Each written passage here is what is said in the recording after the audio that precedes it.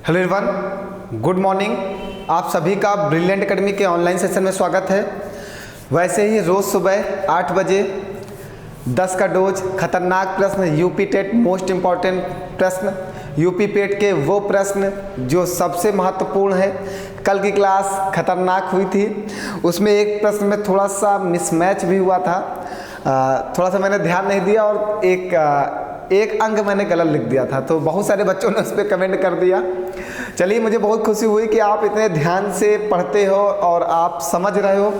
ये बहुत अच्छी बात है कि आप एक एक पॉइंट को ध्यान देते हो, इससे अच्छी कोई बात ही नहीं हो सकती।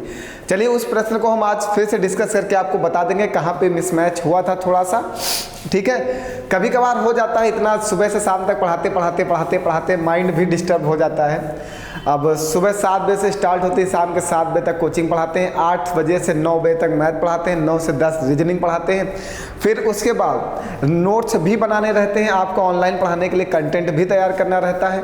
पता नहीं कितने सारे प्रीवियस ईयर पेपर पढ़ता हूँ तो कंटेंट निकालता हूँ आपको पढ़ाने के लिए, इसलिए समय कम रहता है और काम ज़्यादा रहता है, इसलिए कभी कभी डिस्टर्ब हो जाता है। ठीक है, चलिए उसके लिए क्षमा चाहते हैं। एक प्रश्न गलत हो गया था।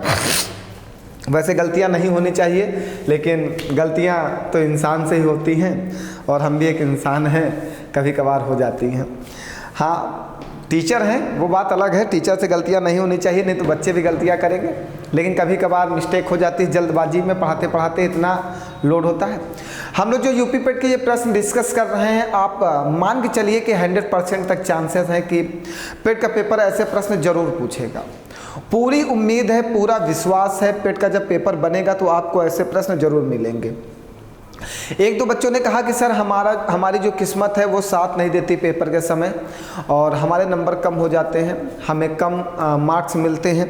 जब हम लोग पेपर जाते हैं तो हमारी किस्मत साथ नहीं देती, जिसकी वजह से हमारे मार्क्स कम आते हैं। बेटा, ऐसा कुछ नहीं है, किस्मत सबकी साथ देती है और भाग्य सबका चमकता है। सूरज रोज निकलता है, एक दिन आपका भी इसी तरह सूरज निकल आएगा और आपको भी पता नहीं चलेगा कि आपके पास कब ज्ञान का भंडार हो गया और कब आप नंबरों की बौछार करने लगे। बस हमेशा कंपटीशन में हम यही कहना चाहेंगे, कंपटीशन के लिए सबसे बेस्ट चीज़ होती है प्रैक्टिस। आप पढ़ाई कितना भी किए हो वो पेपर के समय काम नहीं आती। पेपर के समय में आपने कितना प्रैक्टिस किया है, कितना प्रीवियस ईयर्स क्वेश्चंस लगाए हैं, कितने मॉक टेस्ट दिए हैं, कितनी एसटी दी है, ये सारी चीज़ें बहुत ज़्यादा मायने रखती हैं। क्योंकि मॉक टेस्ट और एसटी से हमें ये पता चलता है कि हमारी तैयारी किस लेवल की है। दूसरी चीज़ जो ये हम लोग रिवीजन क्लास डिस्कस करते हैं, ये सबसे महत्वपूर्ण होती है सिलेक्शन के लिए। अभी आपको इसकी अहमियत नहीं पता चलेगी, लेकिन जब आप पेपर देने जाओगे ना, तब ये जो 10 का डोज है हमारी, ये क्लास जो चलती है रेगुलर सुबह 8 बजे, तो ये आप तभी समझ पाओगे जब आप पेपर में बैठोगे। बेटा, रिवीजन मोस्ट इम्पॉर्टेंट है सिलेक्शन के लिए। पढ़ाई अलग चीज़ होती है, रिवीजन अलग चीज़ होता है। पढ़ाई में हम लोग चैप्टर वाइज डिस्कस करते हैं, लेटेस्ट अपडेट प्रश्न मुश्किल से ही डिस्कस करते होंगे। जब भी आप किसी भी कोचिंग पढ़ने जाओगे तो पहला जो चैप्टर की शुरुआत होगी वो अपने जो रटे रटाए प्रश्न होंगे वही पढ़ाएंगे, जो पुराना पढ़ा चुके हैं वो पढ़ाएंगे, लेकिन कुछ नया नहीं पढ़ाएंगे। उन्हें तो चैप्टर कंप्लीट करना है, उन्हें कोर्स कंप्लीट करना है, कोर्स कंप्लीट हो जाएगा। लेकिन जब हम लोग रिवीजन क्लास डिस्कस करते हैं तो रिवीजन क्लास में हम लोग लेटेस्ट अपडेट क्वेश्चंस को डिस्कस करते हैं, जो सबसे ज़्यादा इंपॉर्टेंट है।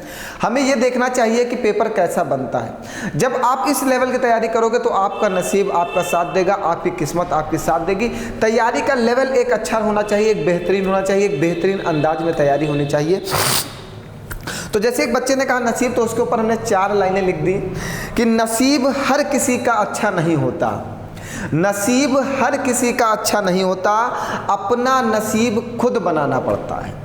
नसीब हर किसी का अच्छा नहीं होता, अपना नसीब खुद बनाना पड़ता है। जो अपना नसीब बनाता है, जो अपना नसीब बनाता है वही इतिहास रचता है। जो अपना नसीब बनाता है वही इतिहास रचता है। जिसने जीवन में मेहनत की और अपने जो भाग्य की रेखाएं हैं उनको बदल दी, अपनी जो किस्मत की रेखाएं हैं जो हमारी हाथों पे बनी हुई हैं उनको बदल दिया, उसी ने इतिहास रचा है।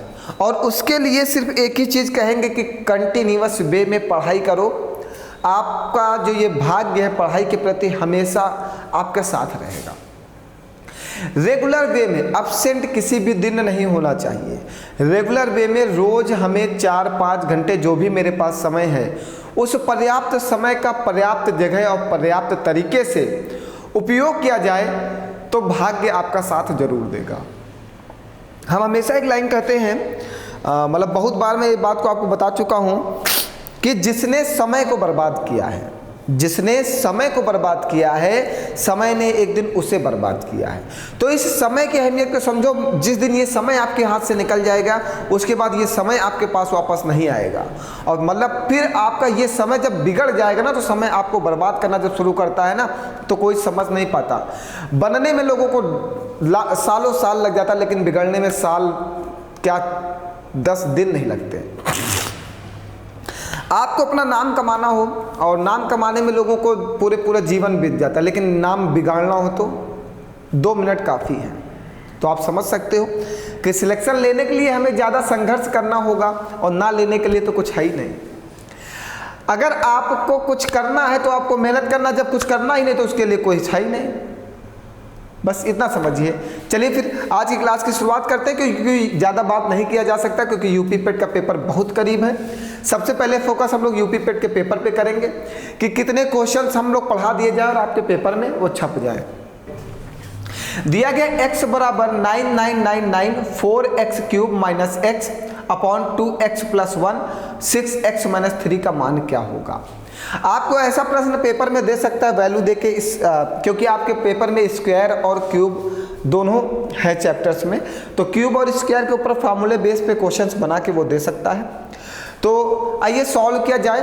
हमारे पास x की वैल्यू है, हमारे पास x की वैल्यू है और इस इक्वेशन की वैल्यू हमें बताना है क्या होगा। तो इस इक्वेशन को अगर हम थोड़ा सा सॉल्व करते हैं तो हम ऊपर वाले इक्वेशन से अगर x कॉमन ले लें तो यहाँ क्या बचेगा 4x² - 1 अपॉन में 2x + 1 दूसरे ब्रैकेट में 6x - 3। ठीक है, हमने यहाँ क्या किया, x कॉमन ले लिया। एक मिनट बता,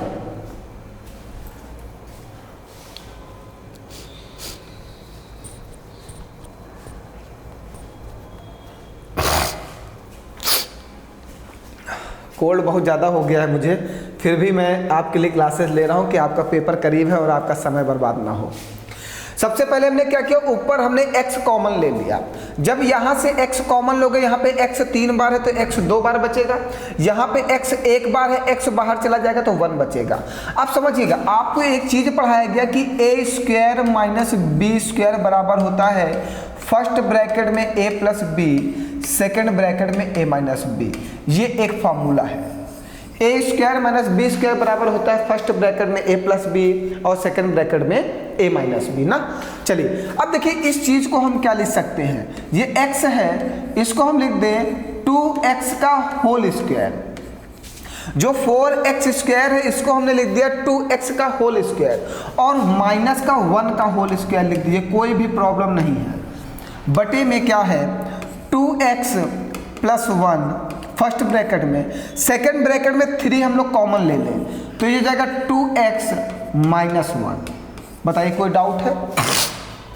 हमने क्या किया, फर्स्ट ब्रैकेट को 2x + 1 को 2x + 1 लिख दिया, इसमें से 3 कॉमन ले लिया तो 2x - 1 बन गया।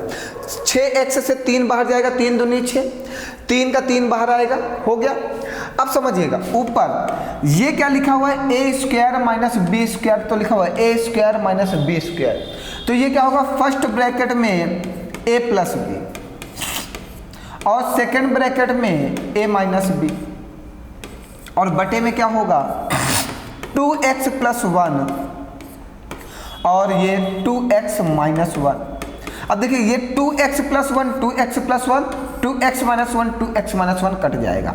x का मान कितना दिया गया, ये दिया गया, x का मान दिया गया 9 9 9 9 बटे में कितना है 3, 3 से काटो 3 × 3 = 9 3 × 3 = 9 3 × 3 = 9 3 × 3 = 9, तो आपका आंसर क्या बन जाएगा 3 3 3 3 3। बताइए कोई डाउट है, सबको समझ में आ गया?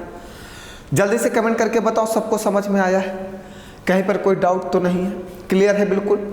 इस फार्मूले को ध्यान रखिएगा, प्रश्न यहाँ से बन सकता है आपके पेपर में, बिल्कुल बेटा, कोई डाउट नहीं है, प्रश्न बन सकता है, निश्चिंत रहो। एक अच्छा प्रश्न है और मोस्ट इम्पॉर्टेंट क्वेश्चन लिख लो यूपी पेट के लिए, क्योंकि ऐसे प्रश्न आने की पूरी संभावनाएं हैं इस बार पेपर में आपके, क्योंकि 4 पेपर होने हैं सुबह और शाम, 15 और 16 तारीख को। तो ऐसे प्रश्न आ सकता है किसी भी पेपर में, ठीक। तो इस क्वेश्चन को कहीं पर कोई डाउट हो तो पूछ लीजिए, वरना आगे बढ़ा जाए। चलिए,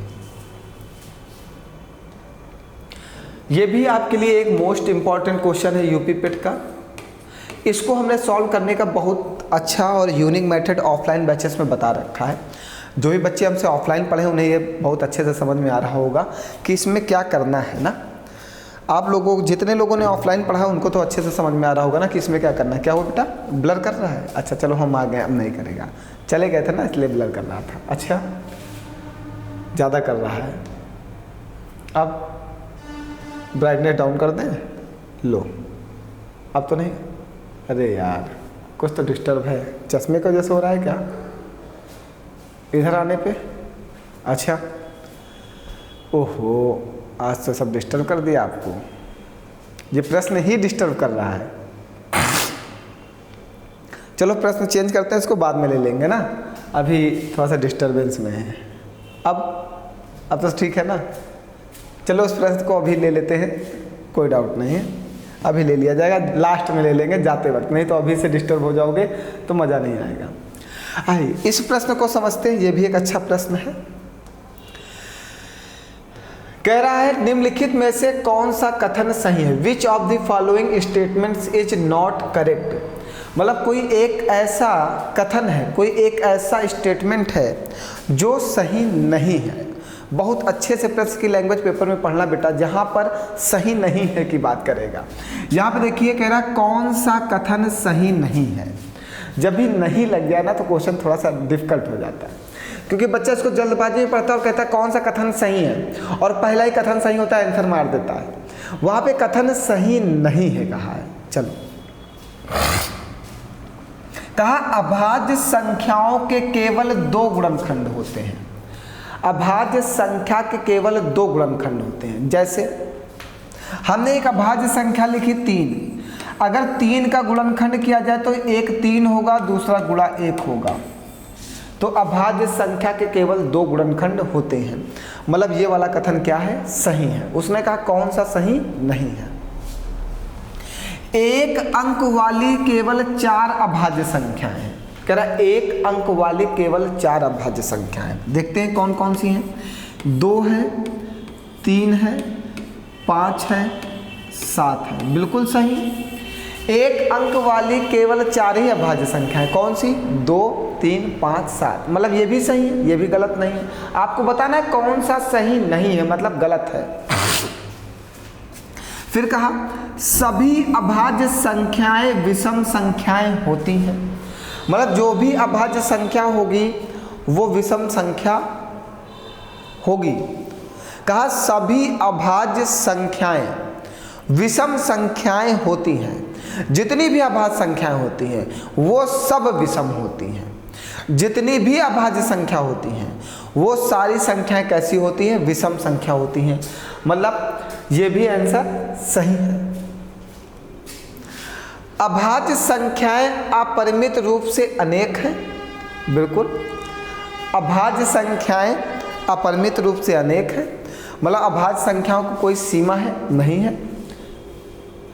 तो कौन सा गलत है इसमें?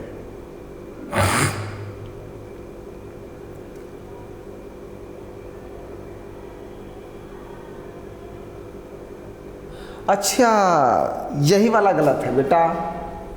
कौन सा? सी वाला। क्यों गलत है अब समझो। इसमें कहा है कि जितनी भी अभाज्य संख्याएं वो सभी क्या हैं? विषम संख्याएं हैं। जितनी अभाज्य संख्याएं वो कैसी हैं? विषम संख्याएं हैं। और उसने कहा था कि एक अंक वाली केवल 4 अभाज्य संख्याएं। तो हमने लिखा था एक अंक वाली 4 अभाज्य संख्याएं कौन सी हैं? 2, 3, 5, 7। और 2 हमारा क्या होता है? ये हमारा सबसे छोटा अभाज्य नंबर है और सम अभाज्य संख्या भी है। 2 हमारा सम अभाज्य संख्या है। तो यही आंसर गलत है आपका। क्या कि सभी अभाज्य संख्याएं विषम संख्याएं नहीं होती हैं, सभी अभाज्य संख्याएं विषम संख्याएं नहीं होती हैं, क्योंकि 2 हमारा अभाज्य संख्या है और 2 हमारा सम संख्या भी है। और इसने कहा क्या सभी अभाज्य संख्याएं विषम संख्याएं होती हैं, ये वाला गलत है, यही सही नहीं है। कौन सा कथन सही नहीं है? यही वाला। वही मैं कहूँ कौन सा, सबको तो सही लग रहा है यार, बाद में मैं समझ पाया कि 2 हमारा जो है ये सम अभाज्य संख्या है, और जब ये सम अभाज्य संख्या तो ये वाला स्टेटमेंट क्या हो गया? गलत हो गया। चलो ये बहुत इंपॉर्टेंट है। पिछली बार पेट के पेपर में 90% विद्यार्थियों ने इस प्रश्न को छोड़ दिया था, ऐसे प्रश्नों को पेट में छोड़ ही दिया था, इसमें जबकि कुछ भी नहीं करना होता है। देखो कह रहा 6/5 में कितने 1/10 है? 6/5 में कितने 1/10 है? कुछ नहीं करना है। 6/5 में कितने 1/10 है? तो 1/10 से क्या कर देना? भाग कर देना। तो होता क्या है, सबसे नीचे वाला सबसे ऊपर जाएगा और बीच वाला बीच में जाएगा। तो 6 × 10/5, 5 दूनी 10, 6 दूनी 12, 6/5 में 12 1/10 है। बस यही बताना था। पिछली बार के पेपर में बहुत सारे बच्चों ने इसको छोड़ दिया था। पूछा 6/5 में कितने 1/10 हैं? तो 6/5 को 1/10 से भाग कर देना, तो 6/5 में 12 1/10 आएंगे। बहुत ही इंपॉर्टेंट प्रश्न है, फिर से आ सकता है इस बार। आइए अगला,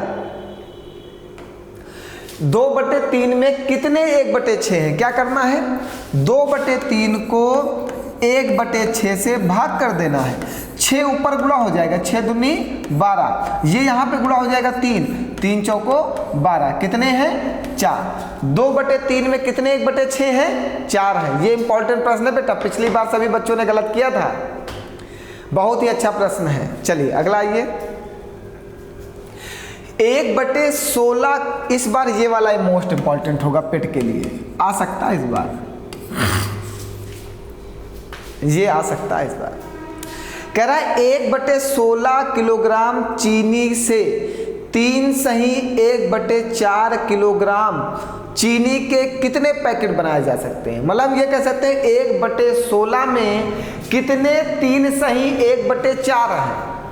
1/16 में कितने 3 सही 1/4 है। मतलब उसके कहने का मतलब 1/16 में कितने 3 सही 1/4 है। मतलब इतने किलोग्राम चीनी से इसके कितने पैकेट बनाए जा सकते हैं? इतने किलोग्राम चीनी के इतने ग्राम के कितने पैकेट बनाए जा सकते हैं। मतलब इसमें कितने इतने हैं, ठीक। तो उसको क्या करना होता है? भाग करना होता है। तो ये 1/16 लिखा हुआ है, और ये 4 3 12 1 13, 13 बटे क्या लिखा हुआ है? 4। नीचे वाला यहाँ मल्टीप्लाई हो जाएगा और ये वाला यहाँ मल्टीप्लाई हो जाएगा। 1/16 गुणे 13 और ये 4 ऊपर चला जाएगा। 4 चौको 16, 13 चौको 52। कितने पैकेट बनेंगे? 52 पैकेट बनेंगे, 52 पैकेट बनेंगे। क्लियर हो गया? बताओ कोई डाउट है? कितने पैकेट बनेंगे? 52 पैकेट बनेंगे। अब देखिएगा, बहुत सारे बच्चे करेंगे सर जी आपने तो ये इस बार तो चेंज ही कर दिया सब कुछ एकदम से। देखिए इसमें इसलिए ऐसे चेंज हुआ, मैं बताता हूँ।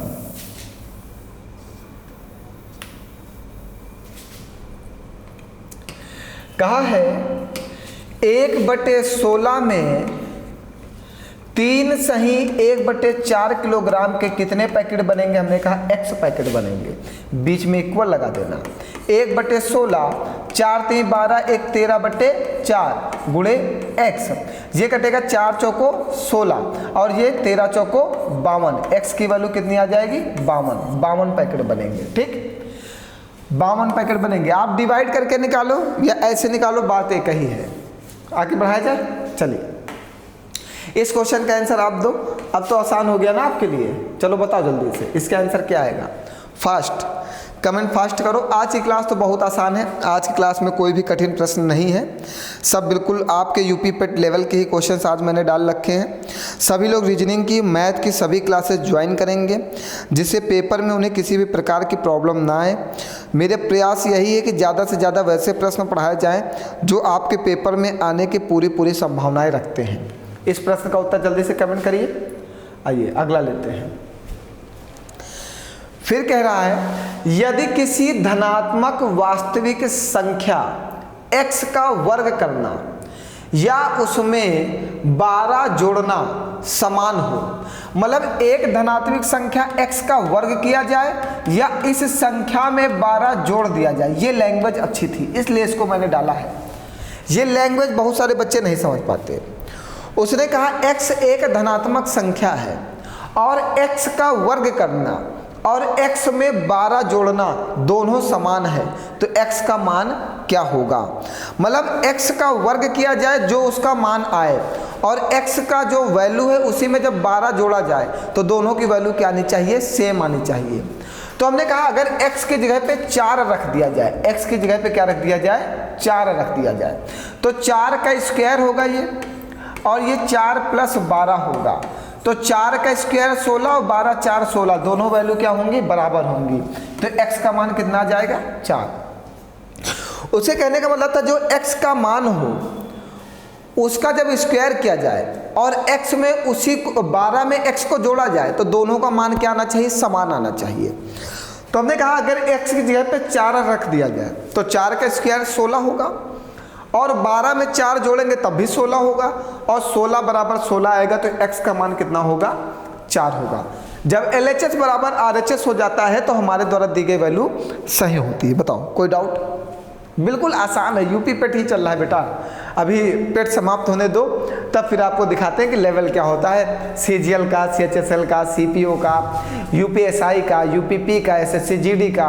इसके बाद हम लोग GD को टारगेट करेंगे, CGL को टारगेट करेंगे, CPO को टारगेट करेंगे, UPSI को टारगेट करेंगे। रिवीजन क्लास बंद नहीं होगी। मैथ की सुबह 8 बजे जो रिवीजन क्लास चलती है 10 का डोज, वो इसके बाद अपने लेवल पे आ जाएगी। अभी यूपी पेट का लेवल चल रहा 3 दिन और बस, इसके बाद फिर हम लोग अपने लेवल पे पढ़ाई करेंगे।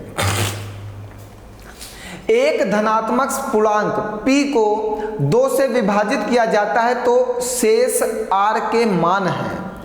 कोई एक धनात्मक पूर्णांक p है, जब उसको 2 से विभाजित किया जाए तो r जो है शेष प्राप्त होता है। वो r के शेष के मान क्या होंगे। हमने कहा p के जगह पर धनात्मक पूर्णांक हमने कहा एक बार 3 लो, फिर 4 लो, फिर 5 लो, फिर 6 लो, फिर 7 लो, डैश डैश डैश ऐसे कुछ भी लो। तो जब आप 3 लोगे तो अगर इसको 2 से डिवाइड करोगे 2 × 9 2, शेष क्या मिलेगा, 1 मिलेगा। अगर आप 4 लोगे इसको 2 से डिवाइड करोगे 2 दूनी 4, तो शेष क्या मिलेगा, 0। फिर आप 5 लो इसको 2 से डिवाइड करो 2 दूनी 4, शेष क्या बचेगा, 1। फिर आप 6 लो 2 तिहाई 6, शेष क्या बचेगा, 0। फिर आप 7 लो 2 तिहाई 6, शेष क्या बचेगा, 1। फिर आप 8 लो 2 चौको 8, शेष क्या बचेगा, 0। तो R में जो शेष बच रहा है एक बार 1 बचता है, फिर 0 बचता है, फिर 1 बचता है, फिर 0 बचता है, फिर 1 बचता है, फिर 0 बचता है, तो शेष क्या होगा, 0,1 होंगे। जब आप कोई इवन नंबर लोगे तो 2 से डिवाइड करने पे शेष 0 आएगा, क्योंकि इवन नंबर 2 से पूरा पूरा डिवाइड होगा। जब भी कोई सम संख्या होगी 2 से पूरा पूरा डिविजिबल हो जाएगी।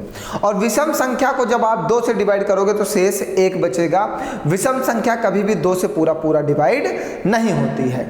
तो 2 ही प्रकार की संख्याएं होती हैं। जब हम नेचुरल नंबर को लिखते हैं तो उसमें 2 ही प्रकार के नंबर्स लिखते हैं अप्रॉक्स, सम और विषम, सम और विषम, सम और विषम। जब सम संख्या को 2 से डिवाइड करोगे तो शेष 1 आएगा। जब सम संख्या को 2 से डिवाइड करोगे शेष 0 आएगा। जब विषम संख्या को 2 से डिवाइड करोगे शेष 1 आएगा। ठीक, तो क्या बचेंगे, शेष 0 और 1 बचेंगे। आइए फिर अगला एक एवरेज का प्रश्न आ गया। क्या है, 8 खिलाड़ियों का औसत रन इतना है, 2 नए खिलाड़ियों को शामिल करने पर औसत रन 1 बढ़ जाता है। नए खिलाड़ियों का औसत रन क्या है। ठीक है, हमने बताया था जब नंबर में आप एवरेज का मल्टीप्लाई करते हो तो आपको टोटल वैल्यू प्राप्त हो जाती है। नंबर क्या है, 8 खिलाड़ी हैं, 8 खिलाड़ियों का औसत कितना, 6.5 है। इसको जब गुणा करोगे 8 × 5 = 40 का 0 हाथ से लगेगा, 4 8 6 48, 4 52, टोटल कितना होगा, 52। फिर कह रहा है 2 नए खिलाड़ी शामिल होते हैं। अब 2 लोग नए लोग आ गए तो कितने हो गए, 10 लोग। तो औसत 1 बढ़ जाता है। औसत 1 बढ़ता है, कितना हो जाएगा, 7.5। 10 से गुणा कर दोगे ये हो जाएगा 75। 75 ही तो होगा ना। ठीक, जब 8 खिलाड़ी थे तो उनका औसत 6.5 था, तो उनका टोटल कितना था 52। 2 नए खिलाड़ी आए 10 हो गए, तो उनका औसत 1 बढ़ गया, कितना हो गया 7.5। अब उनका टोटल कितना आ गया 75। तो कह रहा नए खिलाड़ियों का औसत रन क्या है, जो नए खिलाड़ी शामिल हुए हैं उनका औसत रन क्या है। तो सबसे पहले आप ये निकालो, जो नए खिलाड़ी शामिल हुए हैं वो रन कितने बनाए हैं। 10 से 8 घटाओ, 2 खिलाड़ी आ गए, 2 प्लेयर आ गए। 75 से 52 घटाओ, इन्होंने 23 रन बनाए हैं। एवरेज बराबर होता है सभी संख्याओं का योग बटे में सभी संख्या, कितना 2 × 2, 2 × 2, 2 × 5 10, 11.5। उन दोनों खिलाड़ियों ने औसत में कितने रन बनाए, 11.5 रन बनाए। दोनों खिलाड़ियों के द्वारा टोटल बनाए गए रन पूछता, तो दोनों खिलाड़ियों के द्वारा टोटल बनाए गए थे 23 रन, और अगर उनका औसत पूछा है तो औसत क्या है 11.5 है। एवरेज बराबर होता है सभी संख्याओं का योग बटे में सभी संख्या। ठीक, जितने लोग एवरेज पढ़े उनको समझ में आ रहा होगा, जिन्होंने नहीं पढ़ा वो एवरेज की क्लास पहले डिस्कस करें, फिर समझ में आएगा। और इस प्रश्न से अच्छा ये प्रश्न बताना है ये भी प्रश्न बता देते हैं, ये भी इंपॉर्टेंट है आपके पेट के लिए, बहुत ही ज़्यादा इंपॉर्टेंट है। कह रहा यदि एक वृत्त की त्रिज्या में इस प्रकार वृद्धि की जाए कि उसकी परिधि में 10% की वृद्धि हो जाए तो वृत्त का क्षेत्रफल कितने प्रतिशत बढ़ जाएगा। कह रहा यदि वृत्त की त्रिज्या में वृद्धि इस प्रकार होती है कि उसकी परिधि में 10% की वृद्धि हो जाए तो वृत्त का क्षेत्रफल कितने प्रतिशत बढ़ जाएगा। अब अगर हम वृत्त की बात करें तो वृत्त की जो परिधि होती है, मतलब वृत्त का जो सरकमफ्रेंस होता है, जो परिधि होती है वो होती है 2πr, और जो वृत्त का क्षेत्रफल होता है वो होता है πr²। और हमेशा ऐसे प्रश्नों पे ये वैल्यू कोई भी इफेक्ट नहीं डालती, सिर्फ त्रिज्या ही प्रभाव डालती है प्रश्न पर। सुनते जाइएगा, कहा एक वृत्त की त्रिज्या में इस प्रकार वृद्धि होती है कि उसकी परिधि कितनी बढ़ जाती है 10%, और यहाँ पे त्रिज्या है कितनी r, जितने परसेंट r बढ़ेगा, r कितनी बार है 1 बार, जितने परसेंट त्रिज्या बढ़ेगी उतने ही परसेंट उसकी परिधि बढ़ेगी। अगर त्रिज्या 20% बढ़ेगी तो उसकी परिधि 20% बढ़ेगी, अगर त्रिज्या 30% बढ़ेगी तो उसकी परिधि 30% बढ़ेगी। तो इसकी परिधि कितने परसेंट बढ़ी है 10%, तो मीन्स इसकी त्रिज्या कितनी बढ़ी है 10%। और जब त्रिज्या यहाँ पे 10% बढ़ी है तो यहाँ पे त्रिज्या कितनी बार है क्षेत्रफल में 2 बार, तो यहाँ पे 10% बढ़ेगी और यहाँ पे 10% बढ़ेगी। तो कह रहा वृत्त के क्षेत्रफल में कितने प्रतिशत की वृद्धि होगी। जब हमारे पास वैल्यू 2 बार हो तो हम लोग क्या लगाते हैं, प्रतिशत परिवर्तन लगाते हैं। प्रतिशत परिवर्तन क्या होता है, +-x +-y +-xy अपॉन 100। ये वैल्यू x है और ये वैल्यू y है, तो 10 + 10 + 10 × 10 बटे में 100। 2 0 से 2 0 कट जाएंगे, 10 10 20 21%। क्षेत्रफल कितना बढ़ जाएगा 21% बढ़ जाएगा। मोस्ट इंपॉर्टेंट क्वेश्चन ये भी आपके यूपी पेट के लिए। ये सारे बच्चे समझ रहे होंगे, जितने लोगों ने ऑनलाइन भी क्लासेस ली परसेंटेज की पूरी, और जिन्होंने ऑफलाइन पूरी क्लासेस पढ़ी उन सबको ये चीज़ समझ में आ रही होगी। इस बार आपके प्रतिशत परिवर्तन से ऐसा प्रश्न आ सकता है, पॉसिबिलिटीज पूरी हैं। ठीक, जितनी परिधि बढ़ेगी उतनी उसकी त्रिज्या बढ़ेगी। उसने कहा क्षेत्रफल में कितने प्रतिशत की वृद्धि होगी, तो वृत्त का क्षेत्रफल होता है πr²। पाई कोई प्रभाव नहीं डालता क्वेश्चन के ऊपर। r² मतलब r × r, एक बार त्रिज्या को 10% बढ़ाए, दूसरी बार त्रिज्या को 10% बढ़ाए, क्योंकि त्रिज्या 2 बार है। जब वैल्यू 2 बार आती तो हम लोग क्या लगाते हैं, प्रतिशत परिवर्तन, और प्रतिशत परिवर्तन से क्षेत्रफल में कितने परसेंट की वृद्धि आएगी 21% की। तो आंसर क्या बन जाएगा 21%। और इस प्रश्न के साथ कल से शुरुआत करते हैं। ये एक अच्छा प्रश्न है, ये प्रश्न कल बताया भी जाएगा। सबसे पहले आप लोग एक बार प्रयास करो इसको लगाने की, क्योंकि ये भी प्रश्न आ सकता है। आप नहीं लगा पाओगे तो कल बताया जाएगा। तो जितने बच्चे लगा लगा सकते हो सभी बच्चे, लगा के कमेंट करें। कमेंट करना मोस्ट इंपॉर्टेंट है, लाइक करना, शेयर करना, सब्सक्राइब करना, ये सारी जिम्मेदारी आपकी है, इसको निभाओ। मैं अपनी जिम्मेदारी आपके लिए पूरे ईमानदारी से निभा रहा हूँ। मैं रोज़ क्लास दे रहा हूँ। मैंने बोला था पेट का पेपर जब तक नहीं हो जाएगा मैं पेट ही पढ़ाऊँगा, SSC नहीं पढ़ाऊँगा। ठीक है, आगे कल मुलाकात होगी इन्हीं बेहतरीन क्वेश्चंस के साथ। 3 क्लास और पढ़ानी है बस, इसके बाद आप पेट का पेपर आराम से दो और बिल्कुल कोई टेंशन मत लेना। बिल्कुल आपका पेपर बहुत ही अच्छा जाएगा, आपने बहुत मेहनत की है, बिल्कुल निश्चिंत रहो, 1% की टेंशन मत लेना। टेंशन लेने से पेपर खराब होता है। आपका पेपर 15 और 16 तारीख को है। 14 तारीख की दोपहर से हम लोग पढ़ाई बंद कर देंगे। उसके बाद हम लोग कोई भी क्लास नहीं पढ़ेंगे, सिर्फ और सिर्फ मौज मस्ती करेंगे। 15 और 16 पेपर देंगे, उसके बाद फिर से अपनी पढ़ाई में जुटेंगे, आगे मेंस की तैयारी करेंगे। ठीक है, चलिए मिलते हैं फिर कल नेक्स्ट क्लास में। आज के लिए इतना ही, बहुत बहुत धन्यवाद आप सभी लोगों का।